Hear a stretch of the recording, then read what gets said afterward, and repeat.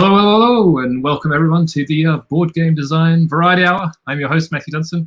How's everyone doing today? It is Monday, the 8th of February, sort of late afternoon, early evening here in Prague, Czech Republic.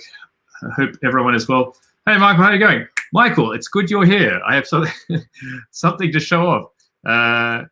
I have finally achieved the infinite on Luck Be a Landlord, and I just had to share it with someone. Hey Alex, how you going? Welcome. Yeah, hold on. Yeah, this is sort of the hi Robert, how you going? This is sort of like the prelude, I guess, a little bit. I haven't quit out of the game. It's not going to be a Luck Be a Landlord stream. Okay, nice. That's it. So yeah, I finally managed to effectively go infinite, and I daren't start a new run because I wanted to show it. So basically, I was able to make the sort of the card symbol thing work. You can see I've got over, what is this, like 23 million coins at the moment. Yeah, and actually I don't actually have even that much stuff apart from this. It's mainly just card symbols, one card shark, a bunch of jokers, and even some more wild cards. Everyone who's coming to the stream's like, what's going on with Luck Be a Landlord? But basically, yeah. So I got a swapping device early enough, which helped me a lot. But also I got this comfy pillow, which basically means you can skip payments to get extra rare items, which meant that I could kind of get enough rare items. And the other thing that sort of made it crazy was Protractor, which isn't as good as Telescope. Telescope makes everything adjacent, but Protractor just makes the symbols in the corners adjacent. So that was kind of enough to like make me a lot of money. It didn't make me like absolutely infinite, but then I finally got Recycling, which was enough to basically find a card shark. Because once you put a card shark in the corner, it effectively makes everything, like every card symbol becomes wild. And it just sort of, they all multiply each other to some sort of crazy extent. And of course, it's not actually infinite. At some point, you would, yeah, no, I've sent it along. Like I think they know. Like, I'm not playing. I was playing on the weekend, but I just had to show. Hey, Brad, how you go? I just had to show. So, for example, like if I spin now, and I also then I got like oil can as well because I'm playing for a long time. Like you just end up collecting like all the items essentially. So the only thing I'm missing is Telescope essentially. So yeah, like if I spin, what will I want to respin? Oh, no, I'm actually, I'll respin one without any jokers. Well, it doesn't matter. And then this is already in the corner, and I can put another joker in the corner if I want. So let's do that. And then you'll see, like basically the card shark works on everything because of the Protractor. Yes, this is Luck Be a Landlord Variety Hour, yeah. But you can see it going. And now when the symbols come up, you'll see just how much money it's making. So of course, little things don't do much. And then everything makes like, 40,000 and you make some crazy amount of money. So anyway, so that's basically it. So I'm effectively infinite at this point. At some point you would run out, of course.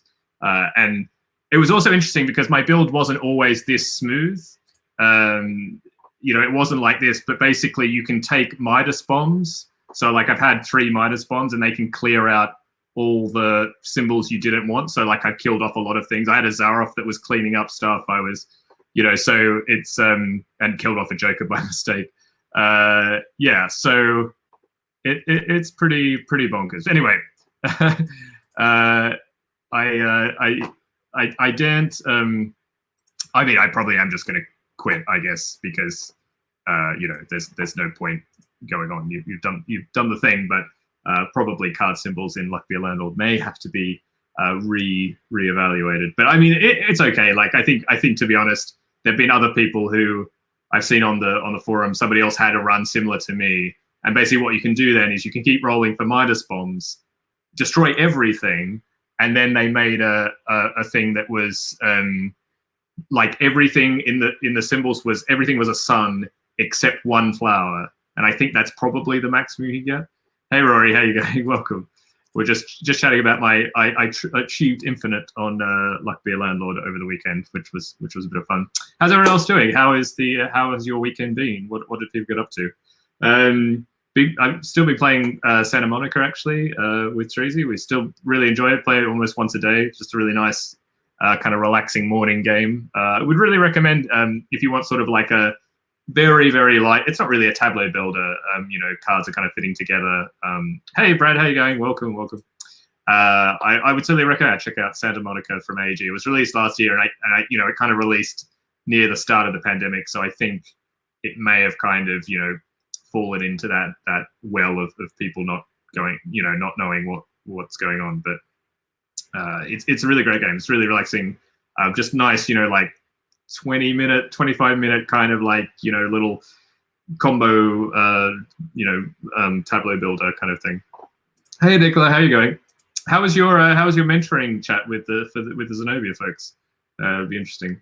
I also got all my Cardboard Edison judging done, which is good. Actually, I've now been sent 5 more games. I mean, I didn't ask for it, but I said I could do more. I think they got more submissions than they expected, so I've got a new 5 games to judge this week, which I need to do.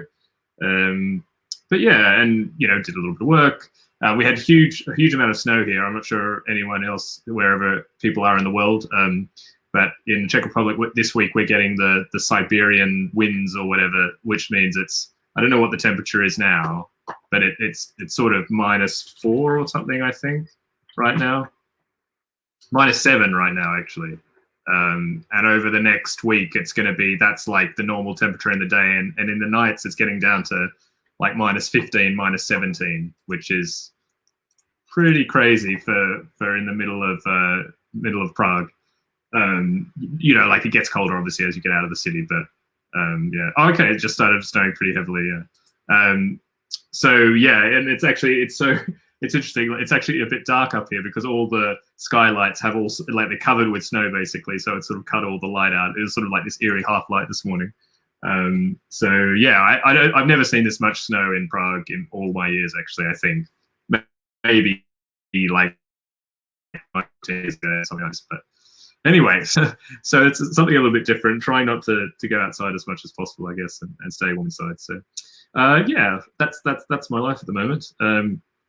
Nicholas reporting back about the Zenobia. So it was great. We did it as a small cohort and got a couple of solid pointers with which to work towards for the next step of selection, next Friday, the next session. Okay, great. I didn't know they were doing them in kind of groups. I guess that's a good way to make the most of mentors' time. And yeah, that's really great. I'm glad to hear that. Like for a new award, they seem to know what they're doing and they think about these things. So that's really nice. Other things I just received today. I bought via Board Game Geek secondhand, First Class. It's actually a Dutch version, but it's language independent, so it's not a big problem. I've played it once, quite a long time ago, but I think it's exactly the style of game I like. I have soured a bit on Russian Railroads generally, but I think that maybe this will be a bit quicker, a little bit more variety. I like the modularization of First Class. So for those who don't know, First Class is sort of a card-based game where you're building trains. And the base game comes with 5 modules, A through to E, and you choose 2 modules to use in each game. And the modules are basically cards, and they have different sort of things. So you get a lot of different combinations. There's also been 2 expansions, which add 2 more modules, because actually, supposedly, like one of the modules in the base box is like a murder mystery module, and it's a little bit weird. So really, there's kind of only 4 modules that people think are reasonable. So yeah. Alex had a fairly productive weekend, sketched 5 microgames, started brainstorming for Bez's Game Jam. Yeah, I saw it. Yeah, I saw Alex's thread, your thread. I am actually going to now find it. I think I thought I retweeted it. Hopefully I can find it. Yeah, because I think it's super cool. Let's do this. Share. Let's do this one. So yeah, Alex had a really great thread. Basically sketching a business card, like for any theme, sketching a business card game for it. So there's one for wrestling, Here's one for dog walking. Here's one for culinary occultism and elder gods gastronomy. It's very cool. So yeah, no, a really great idea, really great thread. Would really recommend checking it out. I can drop the link in the chat. Yeah, no, really cool work. No, thanks for it, Alex. It's always fun to sort of read through these ideas and have a look. And Nicola, oh, okay, yeah. So Nicola's something similar, that it will remain below 0. Yeah, it's going to be quite chilly. Yes, First Class is by one of the designers. Yeah, Helmut Oli. Yes, so one of the designers. Russian. So yeah, I mean, in some ways it is Russian Railroads, the game, but for me, actually, the variety of switching the modules is a big thing.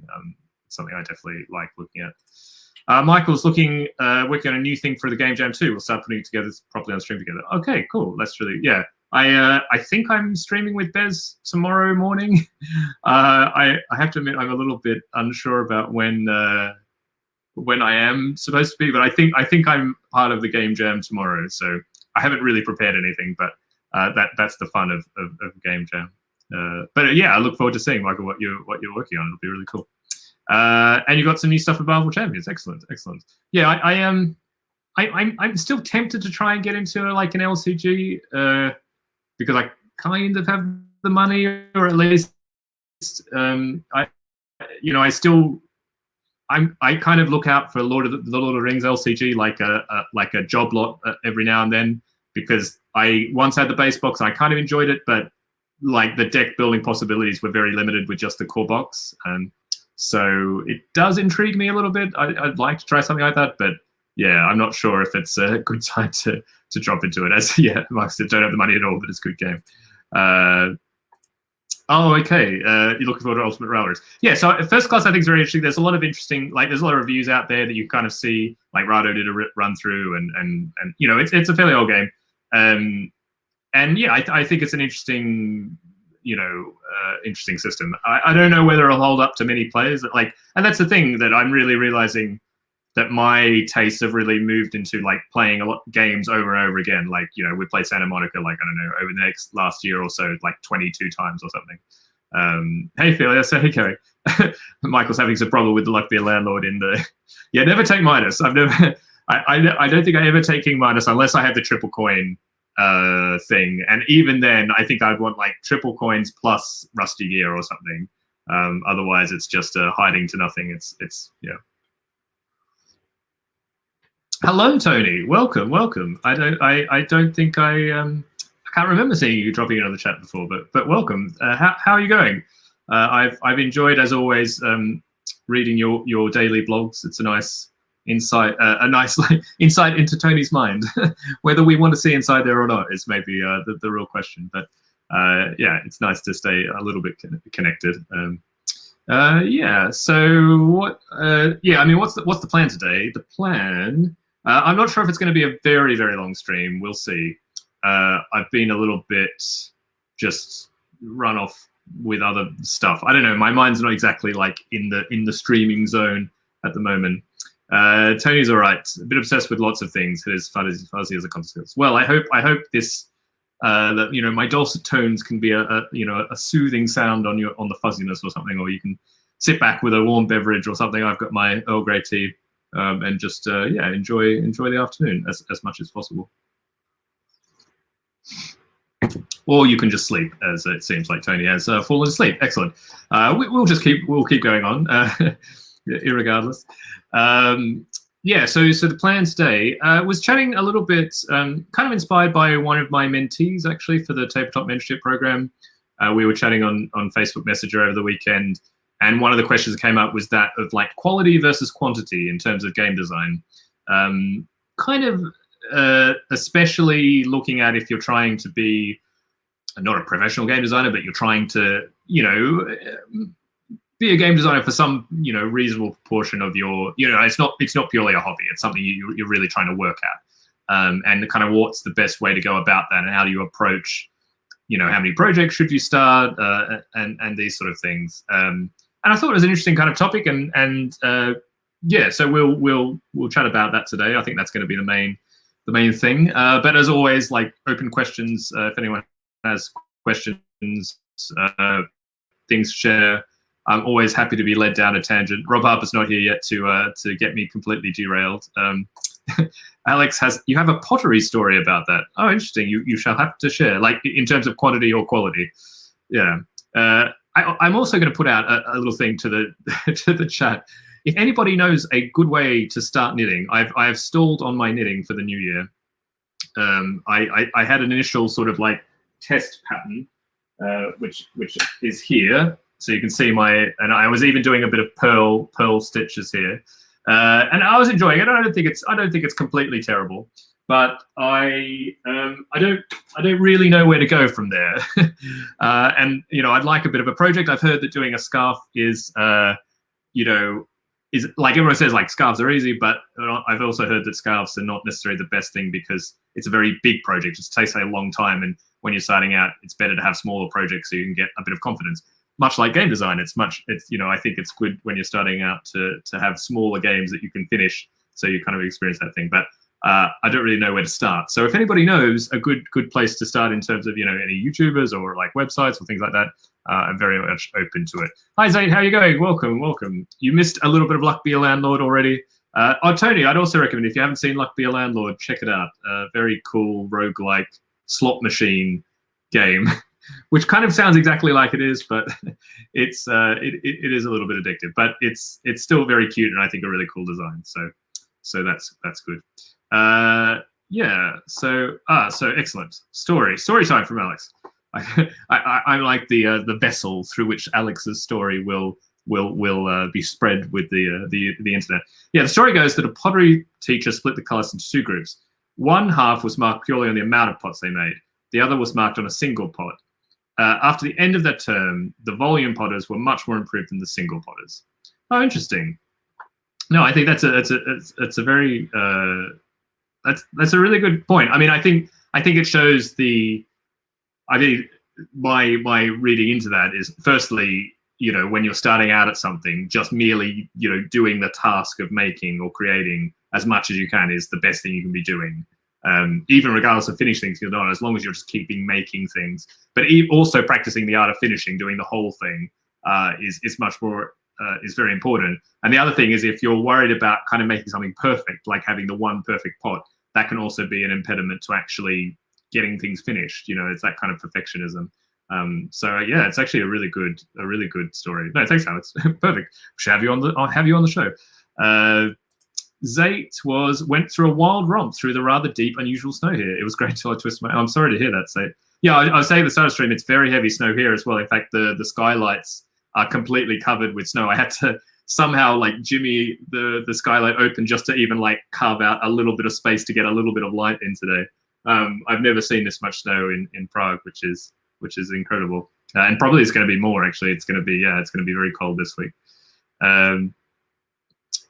Nicholas said that's further than I've ever come with knitting, so I'd say keep going. A short scarf.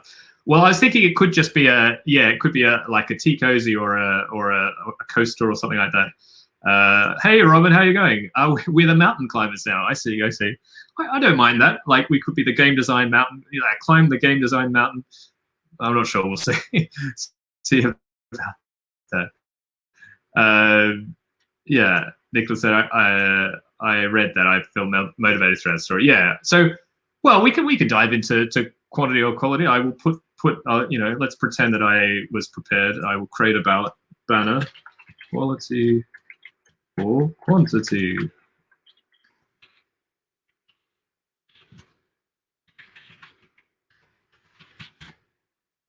That banner. Okay, there it is. Sorry, I seem to have wandered into Women's Institute. Can we talk about jam? Is it because I'm talking about knitting? I'd love to know how to make jam. We've been really, I'll keep going, Tony.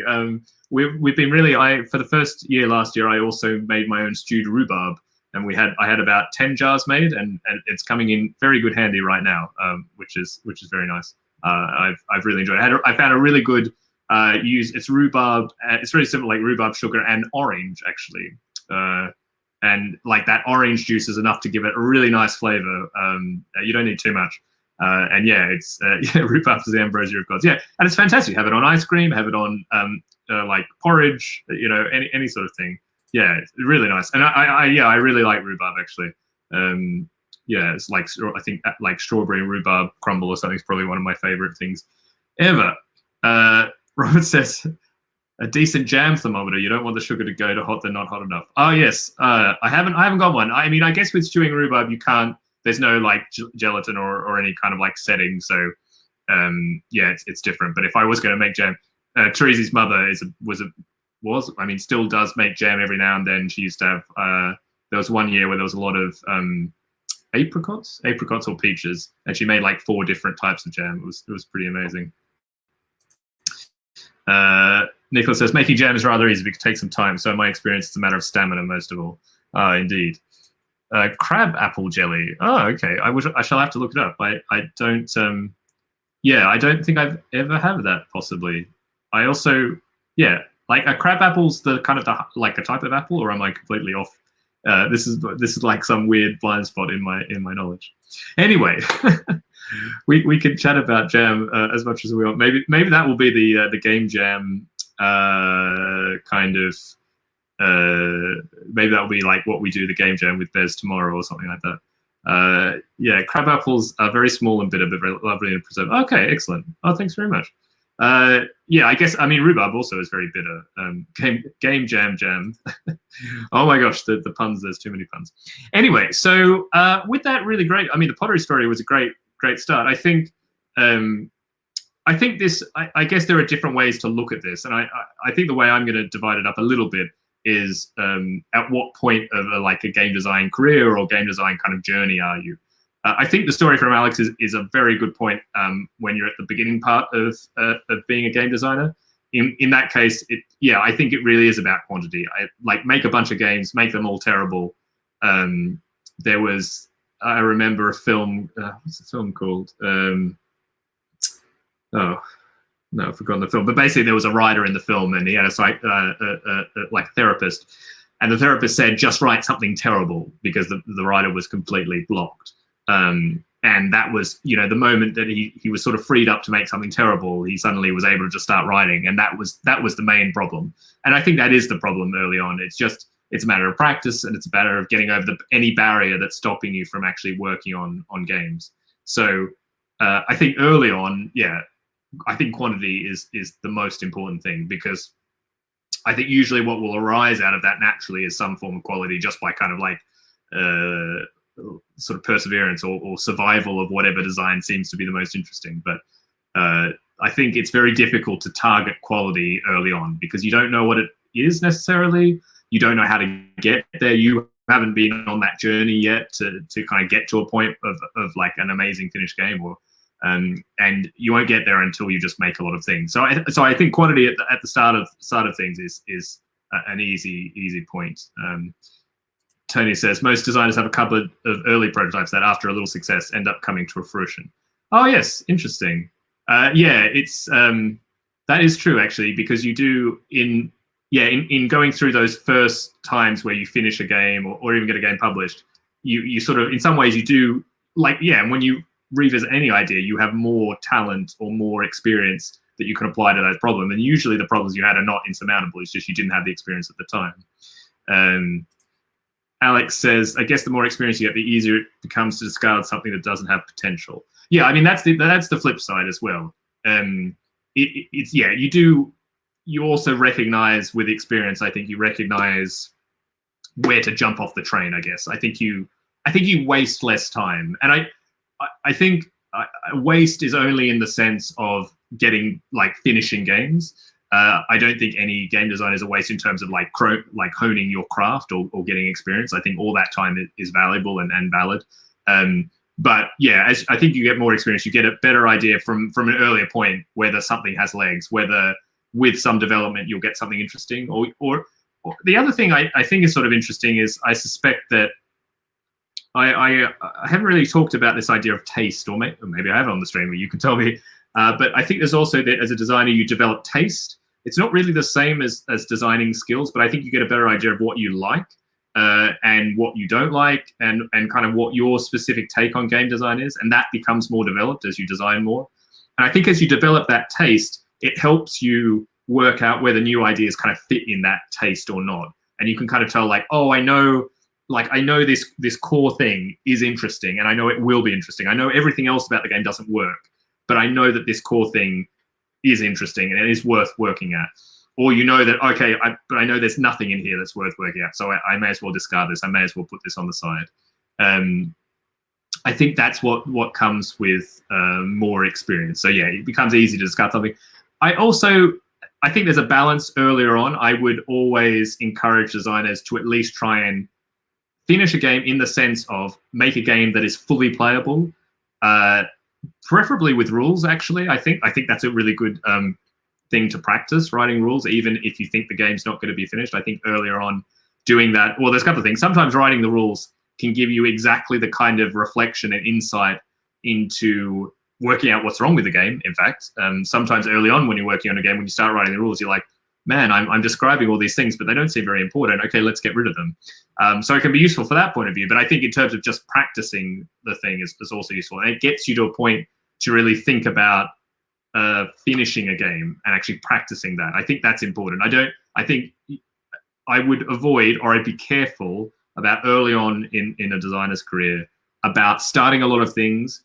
You don't have to finish everything. I'm never saying that you shouldn't put something on the back burner, but at least finish it to a point where it's like some stable game. Like, even if you know it's not right and you know there are problems, I think practicing finishing will teach you a lot of things. And if you only ever start things, then you're not learning the whole process. You aren't developing like the whole kind of gamut of a game designer's toolbox kind of thing.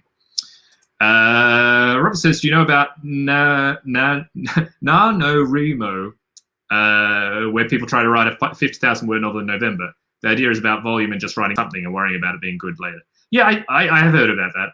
I think there were people trying to do things for games as well, I suspect.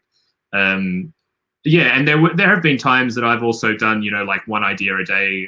There was like a very long time ago now. I used to have a blog where I would post one game idea a day, and I try to flesh it out as much as possible. And that was about just putting stuff out every day, and that was about the volume. And I think there's value in that. I think the only thing, maybe where games are slightly different from novels, is that I think there are definitely different parts of game design that if you're always creating, you're not necessarily like learning the kind of other skills like the editing, I mean, I guess maybe in NaNoWriMo you also learn about editing, but I feel like iterating is also a very important part of getting to like a finished game. Hey Rob, how are you going? Welcome. Yes, I was saying I'm sure you'd turn up at some point and give us a tangent, but we tangented ourselves very well. We were talking about jam and knitting, and it was quite lovely. Robin says, do you have unpublished prototypes in your drawer, which for one reason or other, publishers just can't see the brilliance of? I do, in fact. I can look at, I in fact do have a drawer right next to my desk. It's like we planned that question beforehand. So let's have a look in my drawer of unpublished games. We have a game called Chi, which is design with Brett Gilbert. We can see here, and you have these kind of, it kind of had this sort of like card bidding system. You'd have these different kind of tracks that your, I don't know which way that goes, that your sort of apprentices, your acolytes would have to go up, and they'd all have slightly different kind of rules. And basically the game was played that you'd be drafting these action cards that would sort of say how the acolytes would move, and you had like different things, which I don't even know where the cards are now. Oh, they are here somewhere. Yeah, they were kind of actually not somewhat a little bit like first class, but you would have these cards that were dealt to each of the paths, and you'd choose one card per path, and like arrows would let you move up to the path. Some would give you a currency, some would give you a different currency, and you were sort of drafting that and seeing how that would go. It's actually a game in some ways. I wonder if we should even just play it again. I think it suffered from being a bit dry, a bit abstract, and that's why we ultimately lost interest in it. Which and we showed it to a few publishers. We maybe didn't show it too widely, but I think it definitely falls into the kind of like quite dry Euro, which is not so interesting. The one game which I'm quite sad that at some point was with a publisher is I made this is probably the most, like, it's kind of a biggish prototype. It's probably the most involved prototype I've ever made. In fact, the prototype is so big that it was containing another game within it. This is another unpublished game with Rasmus Hervig. We had a 2-player or like 4-player Beaver game where you were building like little dice. But the thing is, I had a real-time racing game, which is with dice that you were rolling in real time, as you can see, it's and I really like the system. I still think it's really good. But the problem is, and it's sort of based on Mario Kart. It's really easy to play.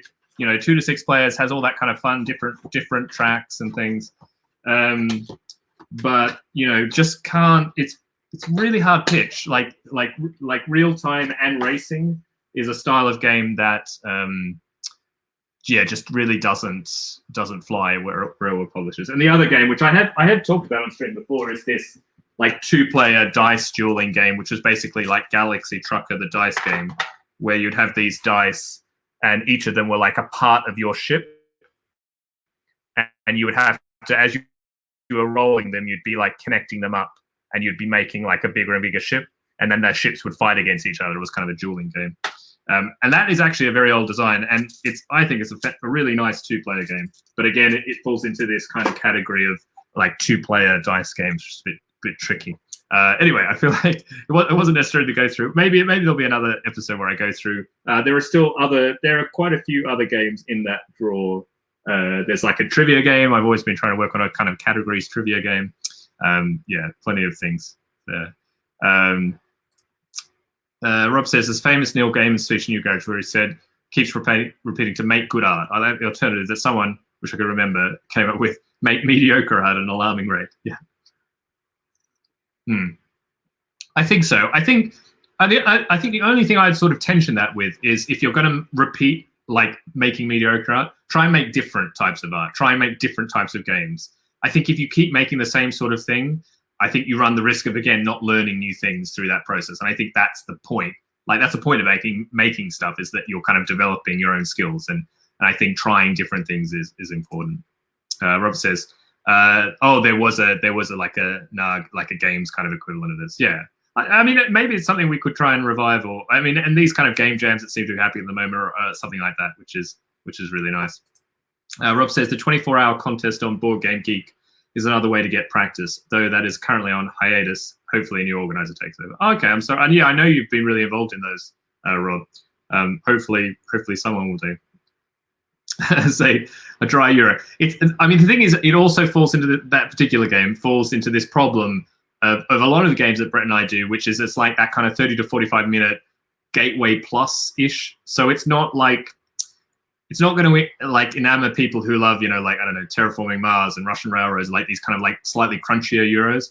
But at the same time, it's not like a straightforward like Azul or something. So I think that's a really it's a tough place to sit. Actually, it's hard to sometimes find the kind of the right audience and the publisher who wants to take it on for that. Alex says Jeff Ingleson did a couple of games like that.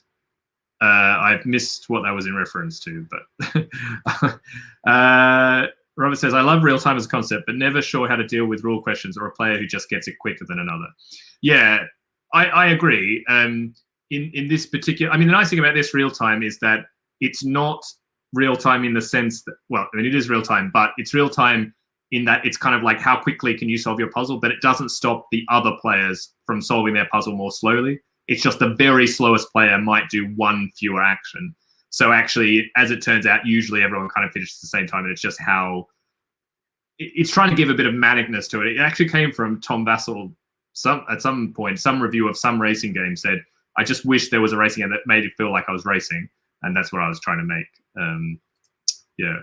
Oh, I see. Yeah. So these racing games with space. Yeah. No, that's true. That's true. Yeah. And maybe now it's been eclipsed by games like that, I guess. Brad asks, how often do you revisit old unpublished projects, or do you find your time is taken up with new ideas? It's a good question. I think the main thing right now is I feel like my time is filled with obligations, which doesn't sound very, very fun, but there's like 3 categories of things I work on now. One is completely new ideas. Another is games which are in development, and that can be either because they've already been signed with a publisher, or they've been published and now I'm developing new content for the games, or so the game system's pretty solid, but I have to like work on it. And then third type would be this, like going back to like old unpublished designs and sort of reworking them. And I must admit I don't do much of that, because the other two, I sort of always feel like the other two have much more promise in them. I felt like I gave these old ideas a new shot, so I may as well give this new idea a new shot. I'm probably going to have to put as much work into an old project. But it was interesting. I mean, I brought that 2-player dice game. I've talked about it on the stream before, and someone pointed out, well, you could definitely make a roll and write with that now. And that's true. So there is a part of me thinking that I might try and do that. But yeah, I don't know. I guess I don't do it very often, ultimately. I think it is taken up either with new ideas, or much more right now is the kind of like the development cycle, the making new content, especially for narrative games, which sort of takes up a lot of my time. And those feel like things you really have to do, because they really do have deadlines and things like that. But I do like, but there is a reason like I hold on to these prototypes, and I do have them in a drawer. There's many prototypes which I've, over the course of, and I've moved a lot, over the last 10 years. So there've been a lot of times where I can't really justify having a bunch of prototypes, which are just, I'm literally moving them from place to place. So a lot of stuff has been dismantled or thrown out and things like that. But there are a few that are still in my mind that I hold on to, because yeah, I think there is some promise there to come back to it. So Alex said I should learn to add more context to my chat. No, I don't know how to balance. I don't know if it's fine if people like the way I kind of like try and I just want to follow the chat as much as possible. I like responding to questions and things. So I feel like, but sometimes I go off on a tangent, or I've been talking for a while, which means I'm a bit far away from remembering what's going on. Rob says you can write random phrases and plausibly hold a discussion and stand back to watch the confusion. Maybe don't do that, Rob. Who needs context for anything? So the other part of the quality versus quantity in design discussion, I'd like to move past a little bit. It's going away from maybe the kind of beginner designer. So now I'm sort of talking maybe about, but doesn't need a Ron now. I'm not gonna be tricked into talking about. Someone's gonna put like whatever one of the T named games soon into chat and try and get me to say it. Anyway, the other part I kind of want to talk about a little bit is, and it's not as relevant, I think, to many designers, but if you do already have a bit of experience, you have a few games published, or you feel a bit more comfortable, in the designing part, then it does become a bit of a question about, I think, like when you feel like you have a bit more of a handle on things, it's, I think it is an interesting question to say, like, say I'm looking at a new year and I don't have a lot of projects right now. Do I focus on the one project that I think has the most promise and I really like pour all my time and effort into that, or do I start 4 or 5 projects and kind of see where they go? Everyone's throwing all this random stuff in the chat. I can't keep up. And it is something I think about a little bit now. It's sort of mirrored. I guess this is becoming a bit of a discussion about the market and about games, like the games as a business. There's obviously a lot of talk about the glut of new games and all these sort of things. And it's sort of weird. I don't really know where the answer to it is, because sometimes you would think that the answer to there being a big glut of games as a designer is that it's much better to really put so much work into one game to make it exemplary, and to cast off all these other games which are just fine, but put them by the wayside because that fine isn't good enough. And that if you only release one game a year, then it's fine about that's fine because you want one game to really, really stand out, and you should put everything into that. And of course, there are some publishers who very successfully do this. But on the other side, I think the market is a little bit capricious in that I think it's very hard to predict how well a game will do. I think there are some very, very excellent games that and really well designed games that for whatever reason don't get much attention. There's a lot of things that can happen that have nothing to do with the designer or the design, I think. And when you consider that, then I think the quantity argument does become a little bit stronger in that you just want a few more entries in the lottery. It's not exactly a lottery, and it's not completely chance. So don't get me wrong in saying like it's somehow success in a game being successful is completely up to chance. It's not, but there is certainly a certain amount, a certain percentage out of your control. And so some of my thought is that you kind of want enough like shots at the dartboard to try and get that bullseye. But it's a tricky balance, and then you sort of say, well, maybe work on 3 or 4 games that really hone into that.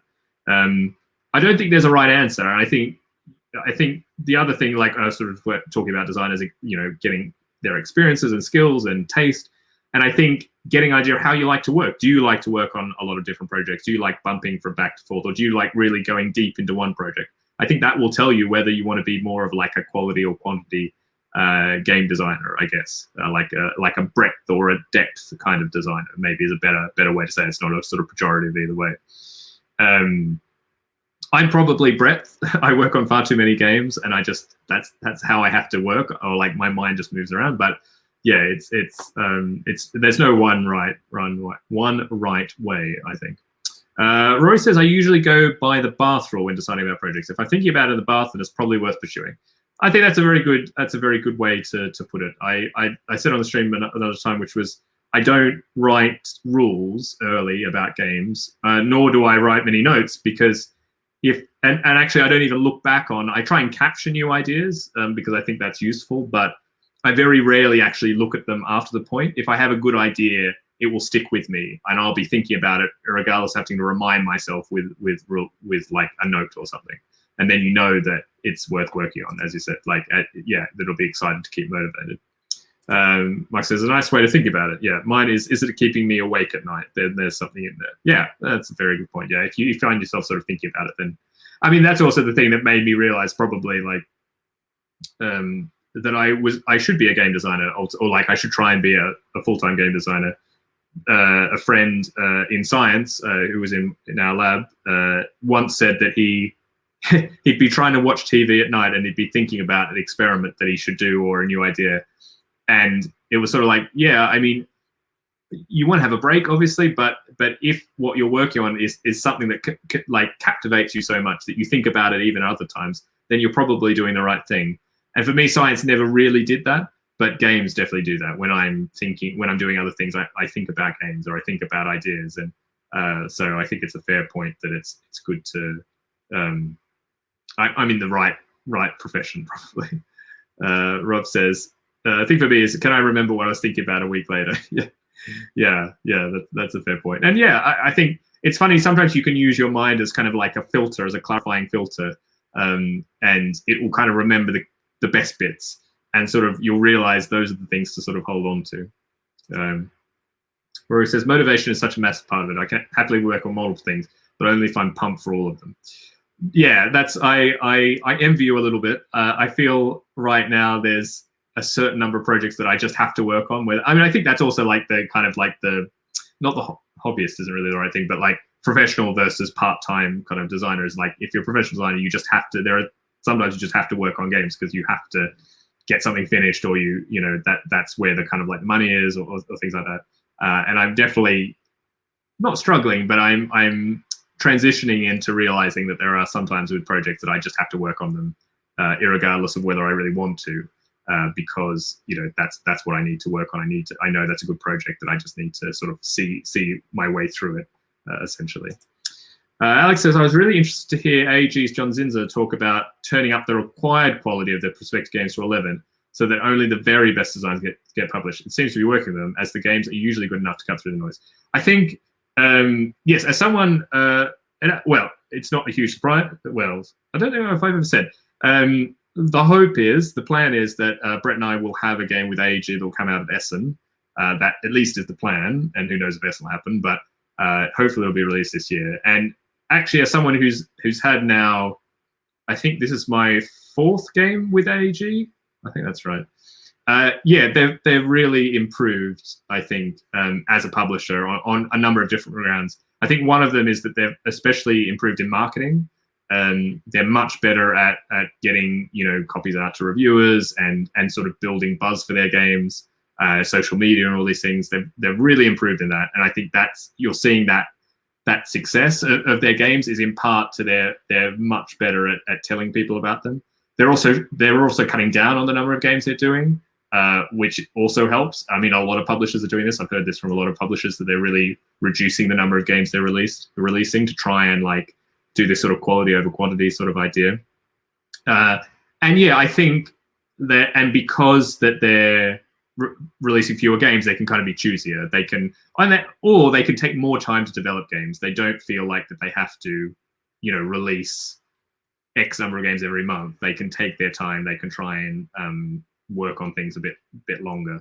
And I think the only other thing is I think that I'm impressed with them opening up their kind of like typical way that their games look like, or like I think they're opening up the idea of what a game can be, and things like graphic design and illustration. I think they're exploring new ways that are a little bit more modern, and I think that's a really great thing. And it's fitting with what people are enjoying, and their games are standing out also because of that, I think. There are still some games of theirs that are like pretty traditionally, like Tiny Towns, I'd say is pretty good. But for example, Santa Monica, I think is beautiful, and you wouldn't guess it was an AEG game, I think, if you saw it, if there was no logo on it. So yeah, I am actually really impressed with AEG, and also like I think it's interesting how they've been much more open about talking about design, and they've got like the Facebook group of designers, which is really interesting. They've been like much more directly interacting with the community. So yeah, no, full like kudos to them, and it's been really enjoyable working with them and with Josh Wood, who's the developer on our game. It's been a really great process, actually, like really positive, and I'm really excited. And this game is going to look actually really, really great. I'm really, really, really excited to the time I can share some of the art or something like that, because I think it's going to look really great. Yeah, so that's good. But well, who knows when it'll actually be announced. Robin says, dreams feel like I'm live action playing the adventure game. There's a British TV show for the over 40s. I think I've missed. I've missed something in chat. It's too long ago, but anyway. Yes, Rob. That is just what I said. They've switched mode from many games a year ago. I think there are a lot of publishers. At least 2 or 3 publishers I know who I've worked with have told me, yes, we're definitely transitioning to doing fewer releases because they realize it just doesn't work. Quantity in terms of the publishing side, I think definitely doesn't work. Except maybe in Germany, it's a little bit weird. I think there's a certain German market, like in bookstores and department stores, that there is a sense of volume, and having regular releases, like you see the amount of games like Amigo and NSV put out, and I think in Germany it somehow still makes sense, but in other markets I don't think it makes sense. Tony's talking about designs that I need to look at. We need to get Polygonia, where this is a co-design with Tony, in front of Jamie Stagmire. I need some of that Jamie honey. Yeah, I need to. I can show. I have the game here, Tony. It's right next. It's in my sort of like to-do pile. Tony made this amazing looking prototype with some amazing Mobius art. It's a really fun kind of combo. It's some of the things that Tony and I love, I think, sort of combo card building kind of games, and it's one of these wonderful. It's a game with I don't know how many cards are in the current version, but it's sort of like at least 110 cards. All doing. And I should say Tony is an amazing. This is like amazing prototyping from Tony. They're all different buildings. And the cool thing is that it's a game where you use actually Lego pieces. So Tony also got all these different Lego pieces. You're basically collecting resources, which are all parts, and you're putting those parts together to build little buildings that you want. So it's a little bit like even like the Mega City Oceania, like a very little bit. That every card has like a number of components that it's made of, and you put those actual components together and put it on the board as you like to sort of show the building, which is quite cool. So yes, Michael says no one likes games with building. Yes, so Tony, I know. Yes, I am now going to keep it on the table, and this week I will do the. I had said that I would make a pass of all the cards again because we've been working on it a while. Robin says the Lego license on the table. No, I know. I think for now we like the Lego. I fully expect that in a real published game you wouldn't be able to use it, but it has a really kind of like it just has a really nice look actually. So no, we enjoy it quite a bit, and I think it has sort of developed in one direction, and now we're thinking of bring it back a little bit and keep going. Hey Bez, how you going? Welcome, Bez. I am on the stream with you tomorrow. Is that correct? just to check, because I've sort of lost track of all the game jamming going on. So yeah, we were chatting a little bit about. Okay, so it's us and now. All right, excellent, good. I'm glad I know what's going on. I'm on the calendar. Okay, excellent. Yeah, we were talking about quality or quantity in game design and different points. Yeah, and sort of various ongoing projects or like old things. There's always jam tomorrow. Yeah, now I want some jam. Like, I don't eat that much jam anymore. But it is what it is. What can I say? Yeah. So, does anyone else have? If there's any other questions about quality or quantity in game design, please drop it in the chat. I think I'm probably only going to stream for an hour today, so probably got about 10 minutes left or something like that. Although there's not a sharp limit. If we get into a kind of cool discussion, then I'm happy to keep going. But as I said earlier, it was just a bit of a slightly manic day, so I think I'm going to take it a little bit easier this evening and not stream for too long. But yes, so I'm sticking to the hour. I am. Yeah, I know. I don't know. I think it's and actually, I've talked to both Michael and Bez about having a stream where we talk about board game design and streaming, and maybe Amari Akil also. And I think it'll be interesting to chat about. It's all a little too meta about like let's stream about streaming or something like that. But I'm still also trying to think about what are my like longer term goals in streaming, and is it something that I want to keep doing or not? Yeah, I guess I'm still not sure. I'm still sort of finding my feet, but I think, yeah, I'm not sure if I want to keep doing like 2-hour long streams or something. It just takes a lot out of me actually, which absolute like immense kudos to Michael and Bez and everyone else who streams for like longer periods of time. Is yeah, it's amazing. I don't know how you do it. Alex says, I have 15 games on the go. What should I do about that? Finish some. No, I mean, I think it's fine. I think as long as you feel like if that's the way you work and you think you have it under control, then that's fine. I think the main thing is that you feel like when you sit down and you work on a game that you're making real progress with that game, that you're not just fighting fires, you are moving things forward. And even if they go kind of slowly because you have lots of things, you're kind of pushing them over. I think that's fine, And I guess the only other thing is I can work on a lot of games. They're usually smaller games. I don't make massive 3-hour Euro style games, so it's easier to kind of balance a lot of things, I think. Nicola, quick, think of cool stuff. Vesta, I think it's worth having this sort of introspective meta-analysis.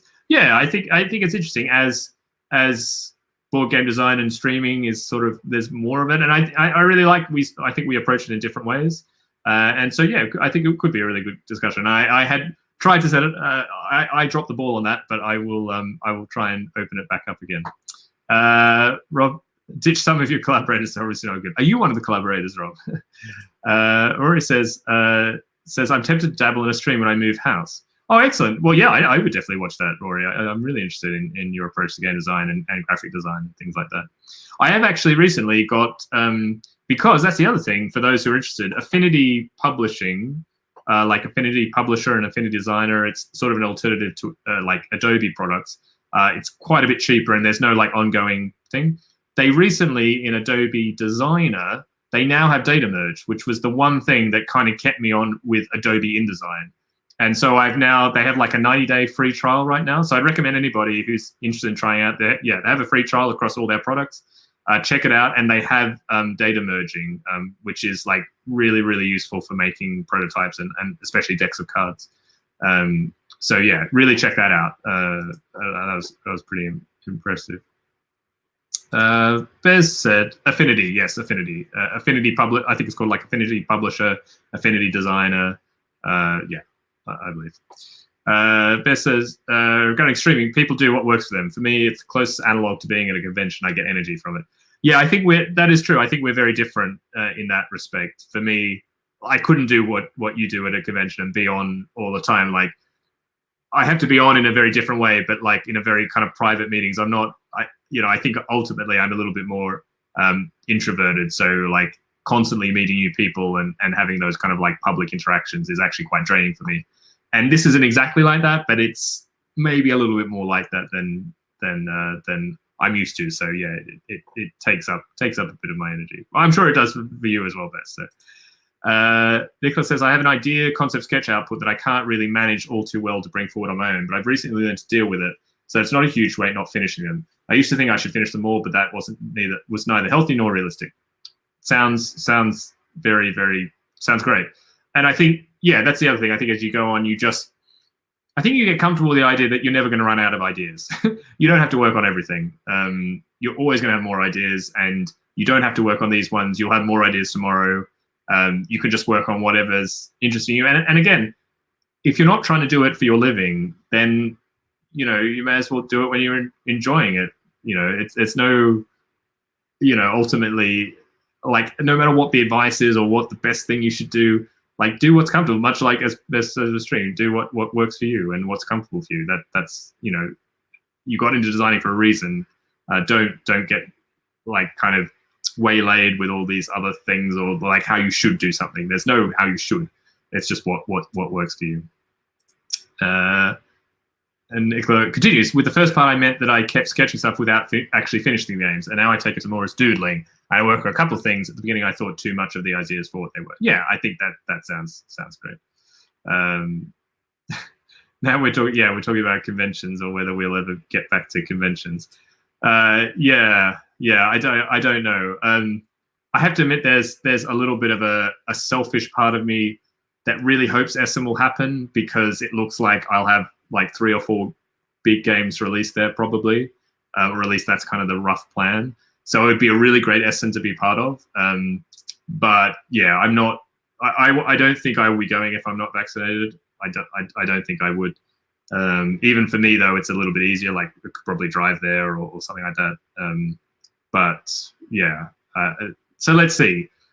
Like the vaccinations have started in the Czech Republic. I don't have much confidence of how long it'll take to get to me, and they shouldn't. I should be one of the last people vaccinated, but I'm not. I'm not in any risk category, thankfully. But yeah, let's see what happens. Yeah, so it'd be streaming less if you're. Well, yeah, but you could do live streaming at the convention. Exactly. Nicholas says, I want to transition to do this more professionally, so I need to make my workflow better. Yeah. I think. Yeah, I guess I'm ultimately not the right person to talk about, in a way, because even though I'm very interested about reading about like process and like there's all these like, blogs and vlogs of people talking about like how to be productive and et cetera, I think I like reading about it, but I find it very hard to implement. And ultimately I just do what is comfortable for me, which is in a way a form of managed chaos. Like, I still have notes all over my desk with various things that I want to remember. But it works for me, and I think I learned it, or at least I accepted at some point that I didn't want to waste energy trying to come up with these systems. I think there are some simple systems. There's like one way that I deal with my email that I started a long time ago. It's stuck, and I guess I'm happy to try things, but I'm not so worried if they don't stick, I guess is probably the biggest point. If they don't stick, there's a reason, and if they do stick, well, then that's great, and then I'm going to keep using them. But I don't want to make myself feel too bad about it. Robert says, I agree. I don't think I want to attend any kind of gathering like a conventional concert unless I'm jabbed. Yeah, it's strange. I guess my I mean, talking to my family back in Australia, it's a really different experience for them because they are kind of not exactly back all the way to normal, but like the Australian Open, the tennis tournament started today, and they have like I don't know 20, 30,000 people coming each day, and it is very encouraging. But it's but it's also kind of it's a completely different experience that they can really control. I mean, the pandemic is just really well under control in Australia and New Zealand. Like, and I can't imagine when that will happen here because actually the numbers here are still quite bad, to be honest. So, yeah, sorry, I think I've derailed into COVID talk. Sorry. Rob's saying, I'm kind of thinking that if I'm still doing game design in a few years' time, then it becomes my retirement plan. In the meantime, it's just learn and enjoy as much as possible. Sounds great. Sounds great. Well, I hope we're still working together somewhere. Rory says, I love reading about process, but I don't think I've ever read a thing and successfully implemented it. Process is such a personal thing. You've just got to find what works for you. Yeah, definitely. I think, I guess I like reading about them only because there's every now and again you'll read something and it will resonate with you. Yeah, I think I'm all about, again, like breadth. Like, I just want to read everything and like pick the one thing out of 100 that for whatever reason makes sense to me. And then I feel like I've got something out of it. And I don't think it's bad to kind of think about these things. They sometimes change the way you think about the work you're doing. I've been looking at a lot of like financial videos, things at the moment. I realized that I probably should, be a bit of an adult and realize like, I shouldn't just have my money in savings accounts or something. I don't know. So it feels like I've got to make a few life decisions soon. So that's the other kind of processes that I'm trying to kind of develop, I guess, in some way. Alex says, anyone else tempted to move to New Zealand? Well, it is absolutely a beautiful place. Australia is very nice too. I can definitely recommend it. And our plan is to go back to Australia in the next couple of years, actually. So yeah, we'll see how it goes. But I'm really thankful at least that I'm so far away from my family, but I don't have to worry about them in the same way, thankfully. So yeah. But it is tough without all the conventions and things, and who knows what's going to happen. How to make $1 million in board games? Is that a question? You start with $1 million and then you lose it or something. Yeah, start with 2 million exactly. There's I considered it, but Thailand has more people and is cheaper cost of living. Yeah, I mean I've heard lots of great things about Thailand. So and you're still going, Bez, I guess, is that it's still the plan to go soon, I guess. It'll be sad to leave, but when I go to Australia, then maybe I'll be able to come and visit you in Thailand. And like there's Mark Morris in Australia, and actually I think the Australian game design crowd generally has definitely like become bigger and bigger since I've been gone. So I'm kind of looking forward to reconnect with that. This says, I don't know if it'll be in 2021, but I will go. Okay, all right. Well, it sounds like roughly the same timeframes that I'm sort of thinking about these things. Yeah. Anyway, I think that might do me for the day. Thank you all so much for joining the stream, as always. I hope it was interesting, useful, or relaxing. I hope, Tony, you've had a nice nap or somewhere. And I really hope you all have a lovely week and a safe and happy week as much as things I'm sure are difficult for some. But, I'm glad that you're part of this community, and thanks for dropping by and yeah, sharing and participating. I think that for me is one of the main things that why I keep coming back to stream, talking to people. So anyway, I think I'm going to do some, I'm sorry, I keep getting some sort of things. Let's raid somebody. Bez always has some amazing recommendations for who to raid. Do you have anybody new, Bez, that you would recommend? Or if anyone, I should say anyone, if anyone has a recommendation. No, don't worry, Bez. Thanks so much for dropping by. I miss your stream a lot as well, so don't worry at all. Yeah, if anyone has someone that they would like to raid, do let me know. I'm just looking. No, doesn't seem to be any sort of board gamey sort of people. I'll give it a minute or so for chat to catch up with maybe the lag. So yeah, if anyone has someone they like to raid, do let me know, or forever hold your peace. Otherwise, I will. We get a Mike Bass music, which I think was one of Bez's recommendations previously. So we could try that. Let's just try that. We could enjoy some music, but otherwise. Oh, okay. You've been watching someone who's been popping in my chat. Just Joan Neck. So what is Just Joan Neck? Just Joe Nick.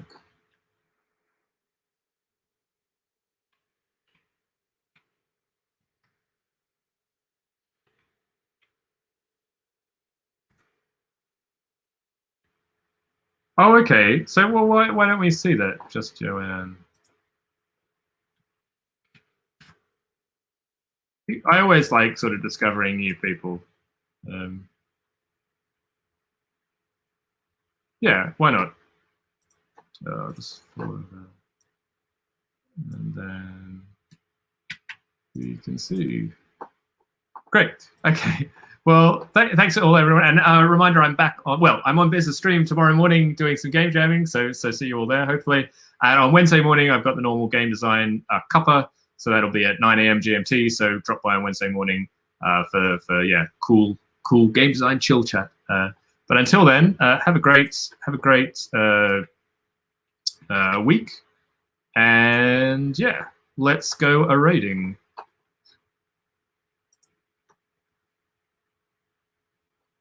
Great. All right. Take care, everyone. Bye.